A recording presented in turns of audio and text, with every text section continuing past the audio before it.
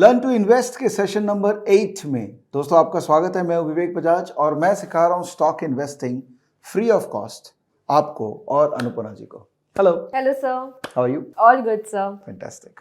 सो last session में दोस्तों मैंने आप लोगों को सिखाया था कि एनुअल रिपोर्ट, फाइनेंशियल स्टेटमेंट्स क्या क्या देखना चाहिए उसके अंदर में और क्यों वो देखना बहुत ज़रूरी है। तो मैंने आपको होमवर्क भी दिया था, आपको भी दिया था कि कोई भी एक कंपनी का, अच्छा मैंने देखा कई लोगों ने कमेंट के अंदर में कंपनी का नाम दिया है, तो मैं सबसे पहले आपको थैंक यू बोलूँगा, आपके बिहाफ में आप ही को थैंक यू बोलूँगा कि आपने एफर्ट डालना चालू कर दिया है। क्योंकि स्टॉक इन्वेस्टिंग इतना ईजी नहीं है। स्टॉक ट्रेडिंग तो क्या है, चार्ट देख लिया, चार्ट देख के जजमेंट बना लिया, बट स्टॉक इन्वेस्टिंग का प्रॉब्लम ये है कि ये बोरिंग है और कॉम्प्लेक्स है। तो जितना जल्दी चालू करेंगे उतना ही जल्दी बोरियत हटेगा और कॉम्प्लेक्सिटी सिंप्लिसिटी में कन्वर्ट होगी। तो बहुत अच्छा लगा कि आपने स्टॉक्स का नाम दिया। सो अनुपमा जी, आपने भी स्टॉक सिलेक्ट किया था डाबर। तो मेरा होमवर्क था कि 10 साल का आपको एनुअल रिपोर्ट डाउनलोड करना है, वो भी एक टास्क होता है। और मैंने कहा था कि हम स्टॉकेज के अंदर में एनुअल रिपोर्ट्स आपको दे देंगे, पीडीएफ। तो वो ऑलमोस्ट अब मान लीजिए इस वीक में शायद रिलीज हो जाए। अच्छा, ठीक है। बट आपने कंपनी की वेबसाइट पे जाके डाउनलोड कर लिया?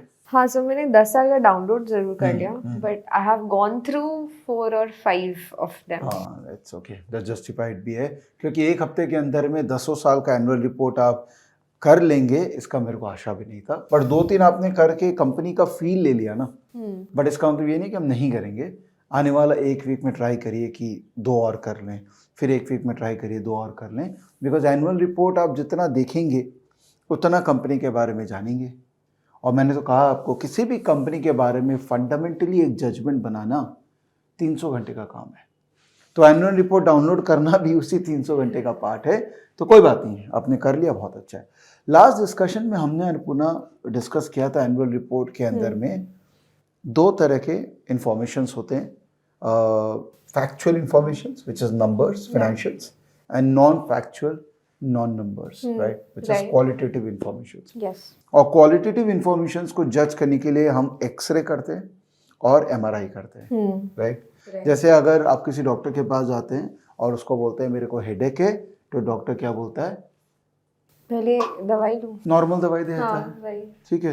क्योंकि नॉर्मल बॉडी ऊपर से देख के उसको लगता है कि सर्दी लग गया होगा, ये हो गया होगा, तो नॉर्मल मेडिकेशन कर देता है। बट उसको अगर डीप इन्वेस्टिगेशन करना है तो आपका ब्लड टेस्ट बोलेगा, उससे भी ठीक नहीं होगा तो आपका एक्सरे बोलेगा, उससे भी ठीक नहीं होगा तो एमआरआई बोलेगा। तो जब आप कंपनी का एनालिसिस करते हैं तो एकदम मान लीजिए कि वो डीप अंदर जाना होता है, तो एक्सरे और एमआरआई। तो एक्सरे में मैंने बताया था फुटनोट्स और स्केड्यूल्स, और एमआरआई का मैंने बताया था मैनेजमेंट डिस्कशंस और कॉर्पोरेट गवर्नेंस, ठीक है। तो हम लोग फाइनेंशियल्स तो डिस्कस करेंगे बिकॉज वो बहुत रिलेवेंट है। बट मेरा मानना है कि किसी भी कंपनी में अगर आप इन्वेस्ट करना चाहते हैं तो non financials if not more has equal weightage. Okay, तो बाकी सब लोग आपको फाइनेंशियल सिखाएंगे, मैं चालू भी करूंगा नॉन फाइनेंशियल से, because this is a very very important discussion which we need to initiate. और मैं आपको वार्न कर देता हूं कि ये बहुत बोरिंग होने वाला है, बहुत ज़्यादा। और आज मेरी आवाज़ भी बैठी हुई है, तो इससे हो सकता है कि वो बोरियत और ग्लोरीफाई हो जाए। लेकिन एज आई सेड, बड़ा पैसा बनाना सबसे बोरिंग काम है। तो अगर आप बड़ा पैसा बनाना चाहते हैं तो इस वीडियो को लास्ट तक देखिएगा, because non financials qualitative aspect of companies को एक मैट्रिक्स में बनाया है मैंने, और एक एक्सेल शीट दिया है विथ लवली लवली क्वेश्चनर्स। तो ये पूरा process of qualitatively judging a company को एक एक्सेल में मैंने आपको दे दिया है। तो this is going to be one of the best videos I have created in this series. तो प्लीज़ इसको ध्यान दीजिएगा और हो सके तो अपने दोस्तों के साथ में शेयर जरूर कीजिएगा इस वीडियो को। सो आप ये एक्सेल देख पा रहे हैं? yes. थोड़ा इसको जूमिंग कर लेता हूँ फॉर अदर पीपल ऑल्सो। तो इसको ज़रा नीचे कर लो। हाँ, तो एमआरआई और एक्सरे। तो एमआरआई मतलब डीप इन्वेस्टिगेशन, एक्सरे मतलब ऊपरी लेवल पे देखना कि भैया हड्डी टूटा है कि नहीं टूटा है। तो मैंने ये पूरे डिस्कशन को 10 कैटेगरी में डिवाइड कर दिया है।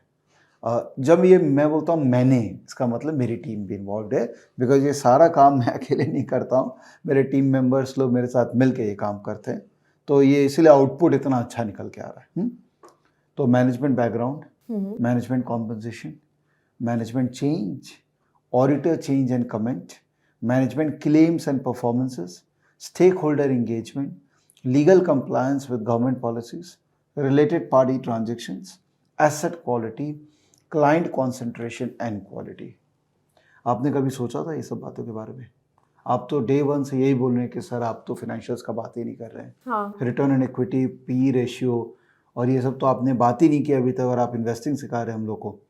तो ये जो कंपोनेंट्स हैं इनके बारे में हम एज अ नॉर्मल इन्वेस्टर सोचते भी नहीं है. इसीलिए राकेश झुंझुनवाला और विजय केरिया और वो लोग वहाँ हैं और हम लोग यहाँ हैं, क्योंकि हम इनके बारे में नहीं सोचते हैं. तो इनके बारे में सोचना अब चालू करना है. तो इंडिया जाग जाओ, इनके बारे में सोचना है. तो एक एक करके चलते हैं. ओके. मैंने ये मैट्रिक्स इसलिए ऐसा सुंदर सा बना दिया है कि ये एक्सेल ही आपको बता देगा कि मैनेजमेंट का क्वालिटेटिवली ये कंपनी अच्छी है कि बुरी है. अच्छा. तो मैनेजमेंट बैकग्राउंड के बारे में चलते हैं. मैंने अभी इक्वल वेटेज सबको दे रखा है. अब आपके ऊपर डिपेंड करता है कि आप, हो सकता है कि आप बोलें कि सर मैं इसको ज़्यादा वेटेज देना चाहती हूँ और इसको कम वेटेज देना चाहती हूँ. यह आपके ऊपर है. Okay. Every person has right to give their own weightages on each and every parameter. आपने स्कूल में पढ़ा होगा moving average and weighted moving average. तो वेटेड मतलब आप वेट डिफाइन कर सकते हैं फॉर एवरी डेटा पॉइंट्स, तब आपको वो एक अलग तरीके का आउटपुट देता है. तो मैंने इक्वल वेट कर दिया तो as good as simple moving average. But आप जब वेटेज चेंज करते हैं तो वो वेटेड मूविंग एवरेज हो जाता है. बट ये 100 का 100 ही रहेगा. ऑब्वियसली 100% है. तो अगर आप यहाँ पर 15 करते हैं तो यहाँ पर आप 5 कर दीजिए, ये कहीं और कम कर दीजिए ताकि ये 100 का 100 ही रहे. अरे ये तो बोल ही रहा है कि प्लीज़ इनपुट वैलिड वेट्स. इसका मतलब मैंने कुछ गड़बड़ी किया, इंटर कर दूंगा 100 आ गया तो ठीक है. तो ये हमने यहाँ पर एरर फंक्शंस डाल रखे हैं कि कहीं आप कुछ गलत करेंगे तो ये एक्सेल जी आपको बोल देंगे कि भैया आपने कुछ गलत किया. ठीक है. ठीक है. रेटिंग वहाँ से आ रही है जहाँ से क्वेश्चंस आ रहे हैं, और एज स्कोर. तो हमारा ना एक प्रोप्राइटरी हमने इंडिकेटर बना रखा है एज स्कोर, जो कि क्वालिटेटिवली और क्वांटिटेटिवली स्टॉक को इवैल्यूएट करता है. अच्छा. जब हम लोग क्वांटिटेटिव फाइनेंशियल्स वगैरह की बात करेंगे नेक्स्ट सेशंस के अंदर में, रेशियोज वगैरह को लेके, तो मैं दिखाऊंगा कि एज स्कोर क्वांटिटेटिवली कैसे निकालते हैं, जो हमारा प्रोप्राइटरी मॉडल है, और एज स्कोर क्वालिटेटिवली कैसे निकालते हैं वो हम आज निकाल के दिखा रहे हैं. ठीक है. तो मैनेजमेंट बैकग्राउंड. अब मैनेजमेंट बैकग्राउंड को कैसे जज करते हैं बताइए. So मैनेजमेंट बैकग्राउंड, प्रॉब्ली उनके क्वालिफिकेशंस क्या है, उनके एक्सपीरियंस क्या है, and what have they achieved, if any rewards, any awards. बहुत सही है, बहुत सही है. तो इसको मैंने क्या क्वेश्चनर के रूप में बना दिया ताकि आपको दिमाग नहीं लगाना पड़े, खासकर हमारे जो मित्र हैं यहाँ पे उनको दिमाग नहीं लगाना पड़े. तो क्वेश्चंस मैंने डाल दिया. 9 क्वेश्चंस मैंने आइडेंटिफाई किया कि जिससे आपको मैनेजमेंट का बैकग्राउंड पता लग जाएगा. ओके. और ये हरा झंडा है और लाल झंडा है. आपको खाली सिलेक्ट करना है या तो हरी झंडी है या लाल झंडी है. तो what is the management education qualification. कितना पढ़ा लिखा है. ऐसा कोई ज़रूरी है क्या कि पढ़ा लिखा इंसान अच्छा ही होता है.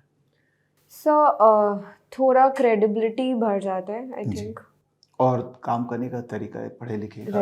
मैंने एक वीडियो में आपको बताया था ना, difference between professional and non professional is there is a way of doing things which is called professionalism. तो मैनेजमेंट का क्वालिफिकेशन अगर अच्छा है तो हरा झंडा.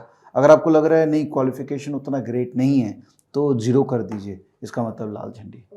और जैसे जैसे आप झंडियाँ सिलेक्ट करेंगे वैसे वैसे वेटेज चेंज होगा. तो अगर सारा झंडी हरा है तो ये हो गया 3, और सारा झंडी अगर लाल है तो ये हो जाएगा 1. तो वो ऑटोमेटिक कैलकुलेट हो रहा है.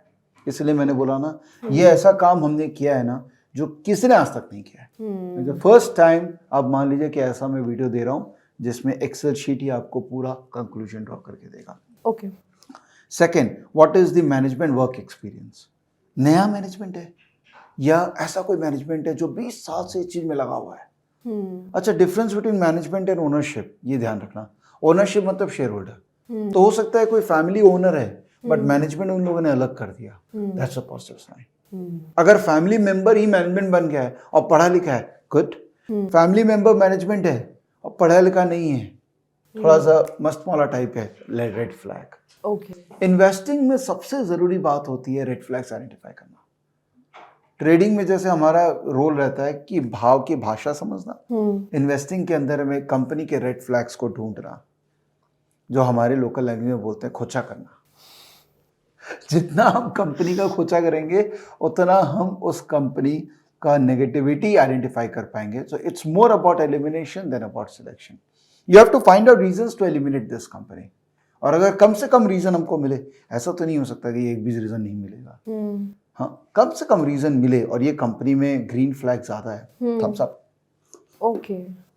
Under the management previous think how did they perform, how did the company perform. Suppose management पहले किसी और कंपनी में थी और वो बहुत अच्छा परफॉर्मेंस किया। एक एग्जांपल देता हूँ case study, Godrej consumer private limited. इसमें क्या हुआ कि इन्होंने अपॉइंट किया सुधीर सीतापति को, जिनका बहुत ही रिच एक्सपीरियंस है यूनिलीवर के अंदर। जैसे इन्होंने सीईओ को अपॉइंट किया गोदरेज कंज्यूमर ने, स्टॉक प्राइसेस ठक ठक ठक करके 10% बढ़ गया। इनफैक्ट 21% बढ़ चुका है जब से ये अनाउंसमेंट आया है। ओके। तो आप बोलेंगे सर स्टॉक 21% बढ़ गया, क्यों? क्योंकि मैनेजमेंट चेंज हुआ है। कभी आप सोच सकते थे ऐसा होगा? और किसी को अगर ये इंफॉर्मेशन पहले से हो कि ये ज्वाइन करने वाले हैं, तो उसने डेफिनेटली कभी ना कभी कुछ खरीदा होगा शेयर। इनसाइडर तो हो सकता है ना, तो वो प्राइस एक्शन में पहले दिख जाएगा। ओके। प्राइस एक्शन में जो चीज पहले दिख जाएगी वो स्टॉक को रिलेटिवली स्ट्रांग बता देगा। तो आरएस पहले बता दिया, बट कंफर्मेशन आया जब अनाउंसमेंट आया। राइट। ठीक है। Are there any criminal charges against the management? Is the management often been excused for breaking the law और often falling in trouble? What is the common sentiment or perception of various individual investors or minority shareholders of the company towards the management? What is the how many family members are participating in the top management? Blah blah blah blah blah. बहुत सारे questions दे दिए, ये आप देख लीजिएगा बाद में, मैं एक एक क्वेश्चन में नहीं जाऊंगा। लेकिन बड़ा क्वेश्चन ये है कि इसके आंसर्स कहाँ से मिलेंगे? Annual report. एनुअल रिपोर्ट में सारे आंसर नहीं मिल सकते हैं। ओके। क्योंकि डिस्क्लोजर कंपनी देगी, बट परसेप्शन थोड़ी ना कोई डिस्क्लोज करेगा। परसेप्शन तो मार्केट परसेप्शन है। तो आपको सोशल मीडिया से मिलेगा, कोई यूट्यूब वीडियो वहाँ सर्च करो कंपनी का नाम देके, कोई ट्विटर पे कोई कुछ बोल रहा है तो सर्च कर लो, गूगल में सर्च कर लो, और आप जज करने की कोशिश करो कि ऐसा कोई नेगेटिव बात है क्या मैनेजमेंट। मैनेजमेंट का क्वालिफिकेशन हमको देखना है तो कंपनी का वेबसाइट पे देखिए, और मैनेजमेंट को लिंक्डइन में ढूंढिए, उसका क्वालिफिकेशन देखिए, तो एक आइडिया लग जाता है कि ये सही मैनेजमेंट है ना एवरी मैनेजमेंट है। So it depends more on the market perception of the management. Yes. नहीं तो मैनेजमेंट का जजमेंट तो फैक्चुअल नहीं हो सकता है ना। एनुअल रिपोर्ट में तो आपको खाली फैक्ट ही मिलेगा ना कि मैनेजमेंट इतना एक्सपीरियंस है, क्वालिफिकेशन है, और मैनेजमेंट ये बातें कर रहा है। जो बातें होती है उस बातों से भी जज किया जा सकता है। विजय केडिया जी का फेस टू फेस मैंने किया था, उसका लिंक मैं दूंगा दोस्तों, अगर नहीं देखा है तो देखना बहुत ज़रूरी है। उन्होंने बोला था कि मैं मैनेजमेंट का बॉडी लैंग्वेज से जज करता हूँ कि ये कर लेगा या नहीं करेगा। तो that art of reading people and understanding their body language, that is also critical. Okay. अब आप मेरा बॉडी लैंग्वेज में ज़्यादा मत जज कीजिएगा, but intelligent and sensible people they typically remain quite और दूसरे को ऑब्जर्व करते रहते हैं। अच्छा सर, तो ये क्वेश्चन मैं अपने हिसाब से भी चेंज कर सकती हूँ? आप चेंज कर सकते हैं, बट क्यों मेहनत कर रहे हैं? मैं कर दिया हूँ ना मेहनत। यही 9 क्वेश्चन में मोरलेस आपके सारे क्वेश्चंस आ जाएंगे। आपको 10वां ऐड करना है तो कर लीजिएगा। ये एक्सेल में मैंने वैसे एडिट राइट नहीं दे रखा है, कि क्यों तकलीफ देना आपको, जब मैंने वो कर ही दिया काम। तो ये 9 क्वेश्चंस में मोरलेस आंसर हम ढूंढ देंगे ना, तो अपना काम हो जाएगा। ओके। जैसे is the family run management welcoming of external professionals on the board, ये कैसे पता लगेगा? अब जैसे इन्फोसिस के अंदर में क्या हुआ कि एक सीईओ आए थे, तो मूर्ति जी के साथ में उसकी लड़ाई हो गई, तो रेड फ्लैग है। बट उसके बाद जो नए सीईओ आए उनके साथ मूर्ति जी का अच्छा पड़ता है, तो वो ग्रीन फ्लैग हो गया। राइट।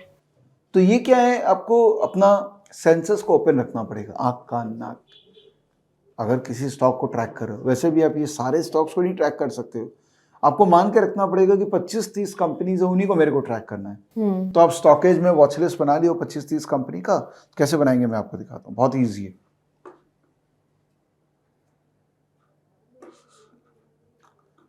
स्टॉकेज में आप वॉच लिस्ट बना लीजिए और यहाँ पर अपने वो कंपनी डाल दीजिए। जैसे 19 स्टॉक मेरा प्राइमरी में है, तो अब इन कंपनीज के अंदर में किसी भी तरह का अनाउंसमेंट है, किसी भी तरह का न्यूज़ आया है, और कुछ भी रिजल्ट आ रहा है, कोई भी कॉर्पोरेट एक्शन है, कुछ भी है, तो वो आपके सामने आ जाएगा। ओके, तो ये ट्रैकिंग के लिए बहुत अच्छा डिवाइस है।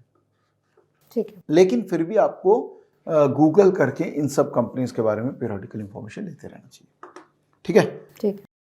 अनाउंसमेंट जनरली क्या होता है, कोई भी एक अनाउंसमेंट जिसका प्राइस सेंसिटिविटी होता है, मतलब कुछ भी अगर आया जिसके कारण प्राइस हिल सकता है, तो वो कंपनी एक्सचेंज को अनाउंस कर देती है। जो कि यहाँ पर भी आपको, जब आप यहाँ अनाउंसमेंट में जाएंगे तो यहाँ आपको दिख जाएगा कि मेरे जो ये कंपनी ट्रैकिंग है, इनमें क्या क्या अनाउंसमेंट आया है। मोस्ट ऑफ द टाइम ये अनाउंसमेंट्स में कुछ ना कुछ छिपा रहता है। तो एक आदत डालनी पड़ेगी कि रोज मेरे जो कंपनीज है उनके अनाउंसमेंट्स मेरे को देखना है। और मैंने तो बहुत सिंपल कर दिया आपके लिए। इनफैक्ट अनाउंसमेंट्स में भी आप कैटेगराइजेशन कर सकते हैं कि यही 5 कैटेगरी ऑफ अनाउंसमेंट ही मुझे देखना है। कैसे? आप यहाँ पर माई अनाउंसमेंट, माई कंपनी फाइलिंग देखोगे तो हमने कैटेगराइज कर दिया कि भाई यही का अनाउंसमेंट मेरे को इंटरेस्ट है और बाकी अनाउंसमेंट्स में मेरा इंटरेस्ट नहीं है। अगर आप वो करना चाहते हैं तो लेट्स कम बैक। ठीक है। तो ये पहला वाला फ्रेमवर्क हो गया। इसमें सपोज सब ग्रीन है, हमको कोई प्रॉब्लम नहीं है, तो हम आगे बढ़ जाते हैं। सेकंड है मैनेजमेंट बैकग्राउंड में सब ग्रीन है तो रेटिंग 3 हो गया, क्योंकि वेटेज 10% इक्वल है तो यहाँ 3 आ गया। दूसरा मैनेजमेंट कॉम्पनसेशन। इसके क्या क्या क्वेश्चन हो सकते हैं? Is the management compensation looking abnormal? Compensation मतलब जो उसको सैलरी या करेक्ट, सैलरी हो सकता है, मैनेजमेंट किसी तरह का कमीशन ले रहा है, कुछ भी हो सकता है। अच्छा। तो वो एनुअल रिपोर्ट में डिस्क्लोज होता है कि मैनेजमेंट में कितना रुपया लिया है। Okay, right. Is the management compensation more than 10% of the profit? क्योंकि कंपनीज एक्ट बोलती है कि 10% ऑफ द पैट से ज्यादा मैनेजमेंट का कंपनसेशन नहीं होना चाहिए। ओके, बट हो सकता है कमीशन लेके वो लोग 10% ज्यादा कर ले। इज द मैनेजमेंट इंक्रीजिंग और decreasing is compensation as per the business cycle? मतलब तेजी में सैलरी बढ़ा ली है और मंदी में सैलरी कम कर दी है, ये अच्छा बात नहीं है। कंसिस्टेंट रखो, नॉर्मल रखो। Is there a big gap between the promoters compensation in comparison to the other executive? कि प्रोमोटर बहुत ज्यादा कॉम्पनसेशन ले रहे हैं। Is the ratio of the director's compensation compared to the medium employees too high? How is the above 5 compared to the industry peer? कि industry के अंदर में क्या जनरल परसेप्शन है? अब जैसे यहाँ पर देखो, ये एक न्यूज़ आर्टिकल था जिसके अंदर में लिखा हुआ था कि अपोलो टायर जो है उसका, Apollo tyre investors peeved at high wages of top brass even as profit fall. So Apollo tyre में क्या हुआ कि भैया प्रॉफिट तो गिर रहा था, लेकिन इन लोग सैलरी अपना हाई रख रखे थे। तो फिर शेयर होल्डर बोले कि ये क्या चल रहा भैया, अगर कंपनी खराब कर रही है तो आप अपना सैलरी भी तो कम करेंगे। तो स्टॉक में इसका इम्पैक्ट आ गया। Is the breakup between fixed and variable compensation abnormal? तो ये सारा मैनेजमेंट कॉम्पनसेशन आपको एनुअल रिपोर्ट के अंदर मिल जाता है। Okay okay. आपको लगा था एनुअल रिपोर्ट में खाली पीएल, बैलेंस शीट और वो मिलता है ना? हाँ सर, बट इतना डिटेल मैंने सोचा नहीं था कि इतना डिटेल में करना पड़ेगा। अगर आप इन्वेस्टिंग कर रहे हैं, अगर खुद इन्वेस्टिंग कर रहे हैं तो आपको तो ये सब देखना ही पड़ेगा। और अगर आप नहीं देख पाते हैं तो आप खुद मत कीजिए, बेटर है किसी इन्वेस्टमेंट एडवाइजर को दे दीजिए। ओके। या म्यूचुअल फंड में डाल दीजिए, एसआईपी कर दीजिए, बिकॉज वो लोग सब कोई कर रहे हैं ये मेहनत। ये भी एक बहुत बड़ा थॉट प्रोसेस आप लोग सोचिए दोस्तों कि हम सब करना चाह रहे हैं इन्वेस्टिंग, क्योंकि हमको लगता है कि हम कर लेंगे, बट एक्चुअल में investing is way beyond stock price. तो हम ये नहीं कर पाएंगे तो आप मत करिए, बिकॉज जब मार्केट गिरेगा उस समय आप, जैसे अभी मार्केट गिर रहा है तो घबराहट होगी, और उसी समय जो पढ़े लिखे समझदार या जो एक्टिवली ट्रैक कर रहे हैं मार्केट को, वो शायद नीचे के भाव पे लेंगे और आप बेचेंगे। तो मैं समझ गई, बट अगर मुझे थोड़ा सिक्योर फ्यूचर या वेल्थ क्रिएशन की तरफ जाना है तब तो मेहनत। देखिए, it's not, there is no harm in doing it, even if you are giving your money to someone else. Right. जो स्टॉक्स कम से कम 20-25% ऑफ योर पोर्टफोलियो आपको खुद मैनेज करना चाहिए। Okay. Because that gives you your overall growth also. Because जितना आप ये सब पढ़ेंगे, जितना मार्केट में एक्टिव रहेंगे, उतना आपका मेंटल ग्रोथ भी होता है। Okay. And you will be able to evaluate other people who are managing your 70-75% of the capital. उसके बाद मैनेजमेंट चेंज। तो मैनेजमेंट चेंज का कुछ एग्जांपल है कि जैसे उज्जीवन स्मॉल फाइनेंस के अंदर में मैनेजमेंट चेंज हुआ तो 10% शेयर गिर गया। पीटीसी इंडिया में मैनेजमेंट चेंज हुआ, 3 इंडिपेंडेंट डायरेक्टर लोगों ने रिजाइन कर दिया, स्टॉक 19% गिर गया। तो how often is the management being churned? Has any independent director resign recently and why? Independent director होता है कि जो कंपनी के पेरोल में नहीं होते, कोई बड़े नाम होते हैं वो लोग को इंडिपेंडेंट डायरेक्टर बनाया जाता है। तो there are laws of companies act which says कि आपको लिस्टेड कंपनी हो तो आपको इतने इंडिपेंडेंट डायरेक्टर रखने पड़ेंगे। Is there any sudden exit from the top management due to the unforeseeable reasons? Has any industry stalwart joined the management in recent times? Has any industry stalwart left recently or planning to leave the management? जैसे एक point आया था जहां पर इन्फोसिस से कुछ लोग निकल गए थे डायरेक्टरशिप कि हमको नहीं रहना, बट फिर उसके बाद कुछ और लोग आ गए थे, तो स्टॉक प्राइस में उन सबका इम्पैक्ट दिखने लग जाता है। ओके, सो इसमें मैंने डाल रखा है कि इसमें लाल है, देखो सारे लाल है, तो रेटिंग 1 हो गया जो मैंने कहा था उस समय आपको। तो रेटिंग विल बी बिटवीन 1, 2 और 3, देखो यहाँ है रेटिंग 1 मतलब बैड, 2 मतलब एवरेज, 3 मतलब गुड। अच्छा, वेटेजेस चेंज करना है तो आप यहाँ से भी चेंज कर सकते हैं, बट नहीं सॉरी, ये येलो है इसका मतलब ये वेटेजेस है, सॉरी माय मिस्टेक। चलिए, auditor change and comments. How often is auditor being churned? So companies act का रिक्वायरमेंट होता है कि एक ऑडिटर आप स्टैट्यूटरी ऑडिटर फिक्स करते हो तो एक पर्टिकुलर टाइम फ्रेम के लिए होता है वो। अगर आप बहुत ज़्यादा फ्रिक्वेंटली चेंज कर रहे हो ऑडिटर, तो इसका मतलब कहीं ना कहीं कुछ है जो आप छिपाना चाह रहे हैं, या आपका ऑडिटर शायद बोलना चाह रहा है कि भाई मैं इस कंपनी का ऑडिट नहीं करूंगा बिकॉज ये कंपनी का मेरे को अकाउंट्स वगैरह ठीक ही नहीं लग रहा है। ओके, ये क्या है, जब सत्यम का एपिसोड हुआ था ना उसके बाद से ये बहुत बड़ा इशू हो गया कि अब ऑडिटर्स लोग के ऊपर अकाउंटेबिलिटी आ गया कि कंपनी का अगर अकाउंट्स फर्स्ट है तो कंपनी का मैनेजमेंट तो जिम्मेदार है ही, साथ में ऑडिटर भी जिम्मेदार है। तुम क्या कर रहे थे उस समय? ओके, है ना। से ऑडिटर कंपनी खुद चूज करता है? ऑडिटर तो कंपनी चूज करती है स्टैट्यूटरी ऑडिट कराने के लिए। अनफॉर्चुनेटली अपने यहाँ पर सिस्टम वही है कि कंपनी ही डिसाइड करती है कौन मेरा ऑडिटर बनेगा। ओके, तो इसलिए गवर्नमेंट ने ऑडिटर्स पे अकाउंटेबिलिटी काफ़ी डाल दी है कि अगर तुम्हारे तुम्हारे रीजन में कुछ भी गड़बड़ हुआ तो तुम भी उतना ही जिम्मेदार हो जितना कंपनी का मैनेजमेंट है। Got it. Is there any sudden exit of an auditor during the tenure? Has the auditor raised any serious concern in its comment on internal control? Has the auditor raised any serious concern in its comment on financials? So auditor का भी annual report में auditor का भी एक section होता है जहाँ पर ऑडिटर अपना क्वालिफिकेशंस देता है। क्वालिफिकेशन मतलब अपना क्वालिफिकेशन नहीं, क्वालिफिकेशन फॉर द कंपनी, कि मेरे को लग रहा है कि सब कुछ सही है, मेरे को लग रहा है कि एक्स प्रॉब्लम है, बाकी सब कुछ सही है, तो वो रिजर्वेशंस को भी हमको ध्यान में रखना है। ओके, जैसे मनपसंद बेवरेज 5% गिर गया था क्योंकि ऑडिटर रिजाइन कर दिया था। एयर एशिया, खाली इंडिया में नहीं, ये सब ग्लोबल है, एयर एशिया 18% गिर गया था बिकॉज ऑडिटर बोल रहा था कि मेरे को चिंता है इस कंपनी का कि ये कंपनी गोइंग कंसर्न है कि नहीं है। रिलायंस इंफ्रा 28 साल का लो में चला गया था बिकॉज ऑडिटर बोला कि भैया मेरे को कंसर्न हो गया इस कंपनी का बिजनेस में। तो ऑडिटर एक तरीके का एक फिड्यूशियरी रिस्पॉन्सिबिलिटी होता है ऑडिटर का, बिकॉज ऑडिटर कहीं ना कहीं शेयरहोल्डर को भी रिप्रेजेंट करता है, तो उसको ध्यान देना पड़ेगा कि कुछ भी कंपनी उल्टा पुल्टा कर रही है तो उसको हाईलाइट किया जाए। ओके, तो यहाँ पर आ गया management claims and performance. Okay, अब मैनेजमेंट क्वार्टरली जो एक कॉन कॉल्स होते हैं, कई कंपनी करती है, कई कंपनी नहीं करती है। जो नहीं करती है इसका मतलब वो ट्रांसपेरेंसी में बिलीव नहीं करती है, और जो करती है इसका मतलब वो ट्रांसपेरेंसी में बिलीव करती है। अगर वो कर रही है और कुछ बोल रहा है मैनेजमेंट, और अब जब डेटा देख रहे हैं तो वैसा परफॉर्मेंस नहीं है जैसा उन्होंने बोला था, तो एक डिस्कनेक्शन है। Okay, basically walk the talk. तुमने कॉन कॉल में बोला था कि हम ऐसा करेंगे, बट जब फाइनेंशियल आया तो तुमने नहीं किया, तो स्टॉक प्राइस तो तुम्हारा एक्सपेक्टेशन के हिसाब से, तुम्हारे बोली के हिसाब से बढ़ गया, अब करेक्ट तो होगा ना। जैसे तेजस नेटवर्क के अंदर में हुआ था पहले कि कॉन कॉल में उसने बोला कि मैं 20% ग्रो करूंगा, बट एक्चुअली वो डी ग्रोथ किया 15%, स्टॉक प्राइस था। लेकिन हो सकता है नेक्स्ट, हो सकता है इस कॉन कॉल में उसने बोल दिया होगा कि भाई हाँ ऐसा गलती हो गई, ये हो गया, नेक्स्ट क्वार्टर से हम बेटर करेंगे, हो सकता है एक बार करेक्ट होकर वापस से रिकवर कर जाए। Okay, so does the management have a history of setting aggressive growth target for the company? Her bar aggressive होता है, उसके बाद अंडर परफॉर्म करता है।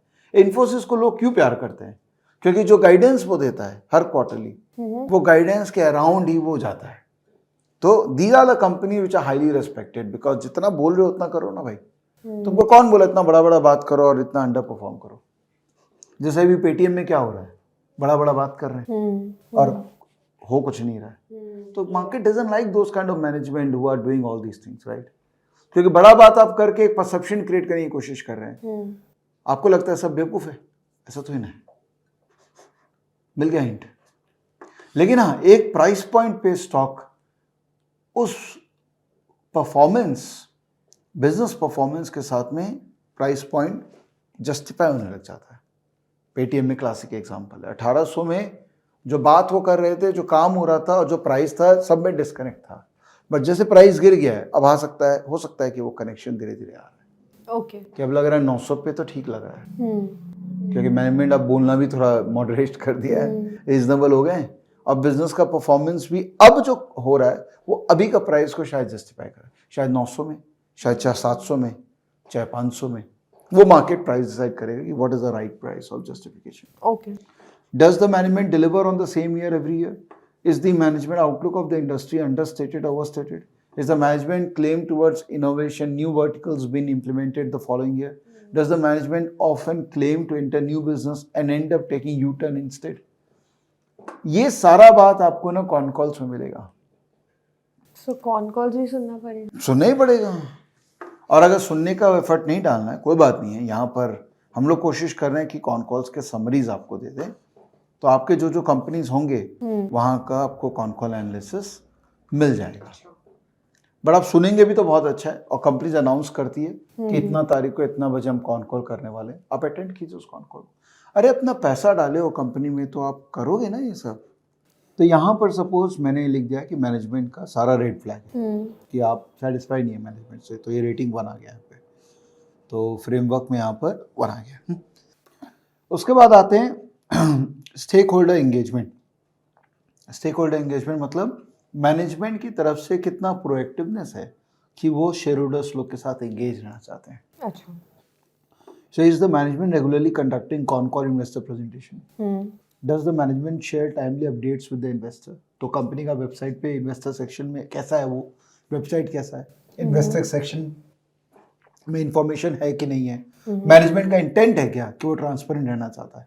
Is the management receptive towards stakeholder grievances? Is the management receptive towards stakeholder queries? हर company का एक email ID होता है इन्वेस्टर का, investors@company.com। एक मेल भेज दो उसमें।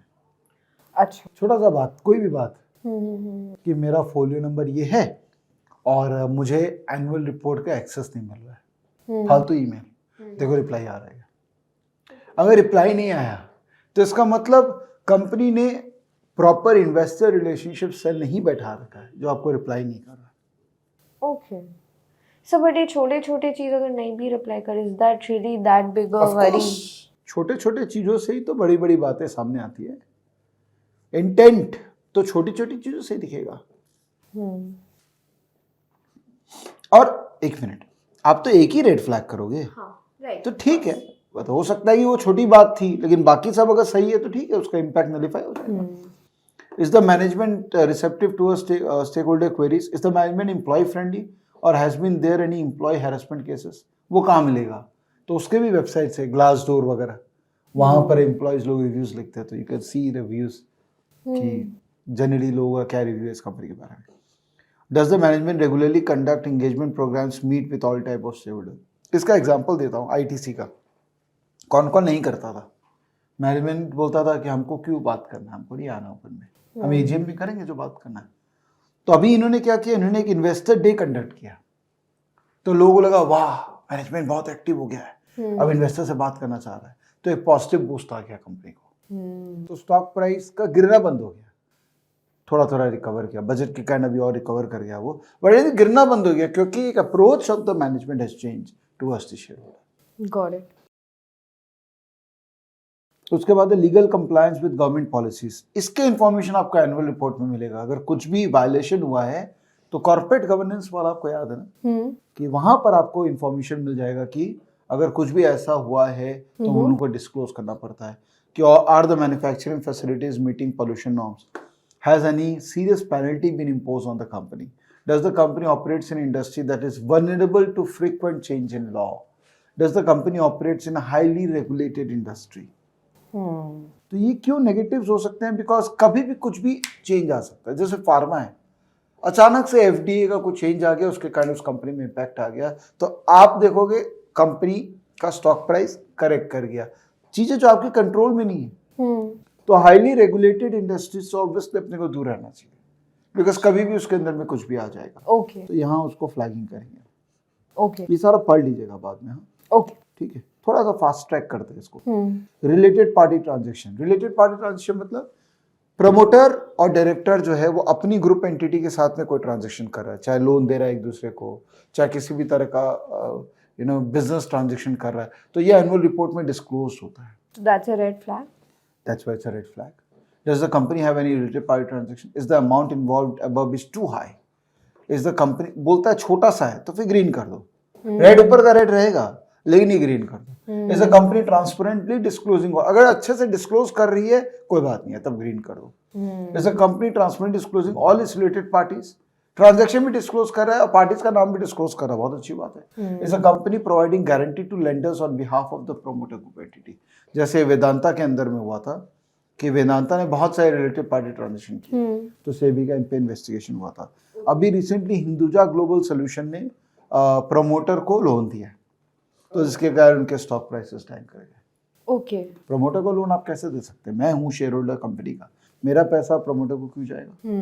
Right right. तो स्टॉक प्राइस देखो 20% गिर गया सेम डे जब ये अनाउंसमेंट हुआ। Got it. उसके बाद है एसेट क्वालिटी कि जो कंपनी के पास में बैलेंस शीट पे तो एसेट और लायबिलिटी है ना, तो हमको दोनों पे ध्यान रखना है कि एसेट का क्वालिटी कैसा, लायबिलिटी का क्वालिटी। अच्छा, सर्विस ओरिएंटेड कंपनी में एसेट इज बेसिकली पीपल, और मैन्युफैक्चरिंग के अंदर में asset is the factory and other facilities. तो उनका क्वालिटी कैसा है? So does the company have too much reliance on a single manufacturing unit? अभी सपोज बंगाल के अंदर में मैन्युफैक्चरिंग यूनिट है, तो ये रेड फ्लैग है ना, कितना डिपेंडेंसी है यहाँ, कुछ भी हो सकता है। अगर सपोज एक उस कंपनी ने गुजरात में एक और फैक्ट्री चालू कर ली तो ग्रीन फ्लैग हो गया। ठीक है। आपको खाली 0-1 में आंसर करना है, इंफॉर्मेशन मिलते के साथ में 0-1 में उसको आंसर कर दो। Is a company diversified with the location of its manufacturing facility? Does the company have labour issue very often? सुनने में आता है बार बार लेबर इशू, ये फलाना नहीं कर दिया, फलाना को कर दिया, तो अगर वैसा बार बार हो रहा है तो रेड फ्लैग है। Has there been too many instances of plants shut down? Is the employ attrition rate of the company very high? तो ये काफी इंफॉर्मेशन तो एनुअल रिपोर्ट में रहती है। हाँ। और मैक्सिमम इंफॉर्मेशन आपको इंटरनेट से ढूंढना पड़ेगा। Got it. तो जनरली क्या होता है, लोग गूगल अलर्ट डाल देते हैं। सपोज मैंने एक कंपनी में इन्वेस्ट किया तो उस कंपनी का मैं गूगल अलर्ट कर दूंगा, तो उस कंपनी से रिलेटेड कोई भी न्यूज आर्टिकल या कुछ भी इंटरनेट पे पब्लिश हो रहा है तो वो आपके पास में शाम को आ जाता है। ठीक है। Does the company have patent that provides it? अगर कोई कंपनी का वो नया पेटेंट मिल गया है तो वो तो एक आईपीआर है ना उसका। केस स्टडी में अब देखो जैसे विप्रो वगैरह है, इनमें प्रॉब्लम आ रही है क्योंकि लोग छोड़ रहे हैं। There is a mass resignation going on in the IT sector. तो अगर मैन पावर नहीं रहेगा तो बहुत बड़ा प्रॉब्लम है। अमर राजा बैटरी का एक न्यूज़ था कि PCB order closure of Amara Raja battery unit. तो अगर बिजनेस फैक्ट्री बंद करने का एक क्लोजर का एक वो आ गया गवर्नमेंट की तरफ से, तो दैट्स अ प्रॉब्लम। तो रेड फ्लैग के रूप में यहाँ पर हाईलाइट हो जाएगा। उसके बाद है क्लाइंट कॉन्सेंट्रेशन एंड क्वालिटी। इसका मतलब क्या होगा कि अगर कुछ ही लिमिटेड क्लाइंट्स है आपके, अगर वो क्लाइंट काम देना बंद कर देंगे तो आपके प्रॉब्लम है। वो इन्फॉर्मेशन भी क्लाइंट का इन्फॉर्मेशन एनुअल रिपोर्ट में रहता है। Okay. Does the customer profile of the company consist of reputed brands? Is the company heavily dependent on few selected clients? Is the client customer portfolio of the company well diversified? Is the target audience of the company well defined and focused? Does the company profile have an upper hand at negotiation with the company? With the client basically? Is government your majority client? अगर government majority client होगा तो बहुत problem है, because government के पैसे जो है time पे नहीं आते हैं and there is a huge concentration risk. तो again I am saying one thing, हो सकता है कि कुछ एस्पेक्ट में रेड फ्लैग हो, that doesn't mean that company is bad. वो वेटेड एवरेज डिसीजन मेकिंग इस शीट के अंदर में एम्बेडेड हो गया है। अब ये पूरा काम करके ये कंपनी इसमें एज स्कोर आया 14, तो रेड है ये। तो quality wise it is not a good company. ये 20 या 20 के ऊपर रहेगा तो ये ग्रीन होगा। That means quality wise I am okay to put my money in this company. Okay. तो सर ये जो एक्सरसाइज है, सो ये मुझे कब, मतलब every day do I need to do this? नहीं, एवरी डे नहीं करना होगा। देखिए, तो 300 घंटे का जो मैंने कहा ना, एक स्टॉक का स्टडी को चाहिए, ये उस 300 घंटे का पार्ट ही है। तो आपको वन टाइम ये सारा एक्सरसाइज करना पड़ेगा, फिर क्वार्टरली बेसिस पे रिव्यू करना पड़ेगा। आपने किसी भी कंपनी में वन टाइम कर लिया ना, तो क्वार्टरली बेसिस पे जब रिजल्ट्स आते हैं, एनुअल रिपोर्ट तो नहीं आएगा, रिजल्ट्स आएगा, तो फाइनेंशियल्स वगैरह जब आप इवैल्यूएट करते हैं तो आपको मोरलेस एक कंपनी का उस समय का कंडक्ट का आइडिया लग जाता है। प्लस आप गूगल अलर्ट निकालेंगे, तो जब भी कोई कंपनी का अलर्ट आएगा तो आप न्यूज देख लीजिएगा। अगर न्यूज से आपको लगा कि कुछ ऐसा हुआ है that deserves me to go back to the Excel sheet, तो आप उस शीट में जाके वो पर्टिकुलर में रेड फ्लैग कर दीजिएगा। तो हर कंपनी का आपका ये शीट रेडी रहेगा एनी टाइम। वन टाइम जब आप 300 घंटे का एक्सरसाइज करेंगे तो ये शीट भी बनाना पड़ेगा, और जो मैं फाइनेंशियल्स वाला शेयर करूंगा वो भी आपको बनाना पड़ेगा। So another thing, management and जो अभी करंट, ये सब करंट है कि ये अभी क्या कर रहे हैं, but what about the macro of the, मतलब जो बाकी दुनिया में चल रहे the trends, do I not need to follow that? Obviously वो भी करना पड़ेगा, राइट। तो उसके लिए आपको रेगुलर बेसिस पे कुछ ना कुछ पढ़ते रहना पड़ेगा, उस इंडस्ट्री से रिलेटेड पढ़ते रहना पड़ेगा, और बिजनेसेस कैसा कर रहे हैं पढ़ते रहना पड़ेगा। इसलिए इन्वेस्टर, अच्छा इन्वेस्टर बनने का सबसे बड़ा प्रीरिक्विजिट है एटलीस्ट 6 घंटा डेली पढ़ना। Okay, got it. जो कि अभी का दुनिया में लोग कम कर दिए हैं, बट जो कर रहे हैं वही बहुत बड़ा पैसा कमा रहे हैं। नहीं तो चार्ट देख के ट्रेडिंग करते रहो, बड़ा पैसा तो इन्वेस्टिंग करके बनता है ना। सो मैक्रो में एक तो news I think will be very important to follow. So any other probably things that I should be looking at? नहीं, जनरली क्या होता है, जो न्यूज़पेपर रोज सिंसियरली पढ़ो, that itself has so much insight that आपको मिल जाएगा इनसाइट उसमें से। तो 1 घंटा कम से कम रोज का न्यूज़पेपर को पढ़ना ज़रूरी है, बिकॉज उसमें न्यूज़ भी रहता है और व्यूज़ भी रहता है, और लोगों का व्यूज़ से आप अपना भी व्यूज़ को वैलिडेट करते हैं। तो start with newspaper every day 1 hour, okay, उस पर काफ़ी कुछ कवर हो जाएगा। उसके बाद आप गूगल अलर्ट को यूज़ कीजिए और company specific, sector specific alerts को अपने ईमेल में मंगवाइए, और 2-3 सर्विसेज आप ले सकते हैं क्वालिटी आर्टिकल्स और क्वालिटी न्यूज़ के लिए। जैसे मैं टाइम्स प्राइम ले रखा हूँ, तो मुझे वहाँ जो मिलता है वो क्वालिटी है, तो मैं क्लटर फ्री रहना चाहता हूँ। I do not rely on those free news applications, because कहीं ना कहीं वो क्लटर क्रिएट करते हैं मेरे माइंड में, बायसनेस क्रिएट करते हैं। तो that's why take some subscription. आजकल तो साल का 2-3 हज़ार रुपये लगता है, खाली 2-3 चीज़ों का ले भी लोगे तो कितना रुपया लग जाएगा, उससे तुम्हारा नॉलेज इनहेंसमेंट इतना होगा कि that amount becomes a very small amount. Got it, ठीक है, ऑलराइट, यस। ओके दोस्तों, कैसा लगा ये बोरिंग वीडियो? सो या दिस इज अ रियलिटी कि अल्टीमेटली इन्वेस्टिंग करेंगे तो we have to make it this way. और 300 घंटे का जो आपका स्टॉक स्पेसिफिक रिसर्च है उस पर ये सारी बातें आती है, तो effort is required and I am sure that you will put that kind of an effort. तो चालू करिए, एक कंपनी से चालू करिए, दीजिए वो 300 घंटे एक कंपनी में। That experience of going through this entire exercise with one company, वो आपको बहुत अच्छा एक्सपीरियंस देगा। इन्वेस्ट करेंगे कि नहीं करेंगे वो सेकेंडरी बात है, बट एटलीस्ट वो जो लर्निंग जर्नी है अभी जो आप हमारे साथ कर रहे हैं वो आपका बहुत अच्छा सेट हो जाएगा। Sir I would like to disagree. आपने बोला था बोरिंग होगा, बट हाँ, आपने बोला था बोरिंग होगा, but doesn't seem like it. No, चलिए ये तो बहुत अच्छा है, कॉम्प्लीमेंट मिल गया। तो जो लास्ट तक रुके हैं और उनको भी लगता है कि ये बोरिंग नहीं था, तो give a thumbs up to you, that mean you are serious about this study. Thank you so much for your time, and अगर अच्छा लगा वीडियो और ये सीरीज अच्छा लग रहा है, it's a free course on stock investing. अगर अच्छा लग रहा है तो अपने दोस्तों के साथ शेयर कीजिए and let them also become good investors. Thank you, bye bye, take care.